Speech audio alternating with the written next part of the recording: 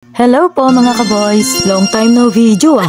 Alam niyo pong nasa San Miguel kayo pag ganito ka-traffic. Siniraan ang sariling bayan. Pumunta po kami ng anak ko dito sa munisipyo ng San Miguel. Nagbenta po kasi ako sa mga empleyado ng mga fashion jewelries. Wow. At hindi naman po ako nabigo dahil maraming bumili. Maraming salamat po. Katapat lang po ng munisipyo ng San Miguel ang simbahan. Kaya nagsimba na din kami. At pagkatapos namin magsimba ay dito kami dumiretso. Ang Museo de San Miguel. Maliit lang ang museo na to, pero maa-amaze ka sa ganda. Ito ang nagsisilbing bintana ng matamis at makulay na kasaysayan ng simbahan at parokya. Ang museo ay pinasinayaan noong ika-7 ng Pebrero 2021, araw ng pagtatalaga ng simbahan bilang pandiocesis na dambana at parokya ni San Miguel Arcangel. Seryoso muna tayo mga ka-boys. Sakto ang video ko na to kasi Biyernes Santo ngayon. Pero ayoko naman mag-upload ng video tungkol sa mga nagpipinitensya. Bukod sa naaawa ako, baka mabatas din tayo ni Mr. M. Pag napunta kayo dito sa San Miguel, huwag niyong kakalimutan pumasyal dito ha. Dahil isa ang museo na to sa dinadayo ngayon dito sa San Miguel. At take note, napakabait na nag-guide dito. Ang sabi niya, ito ang repositoryo ng mahahalagang kagamitan, lumang libro at dokumento ng simbahan. At layon din ang silid na ito na itanghal at ipakilala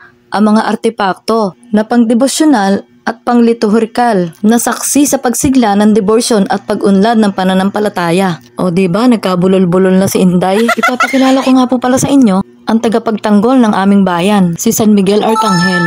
See you sa susunod na vlog ko. Bye!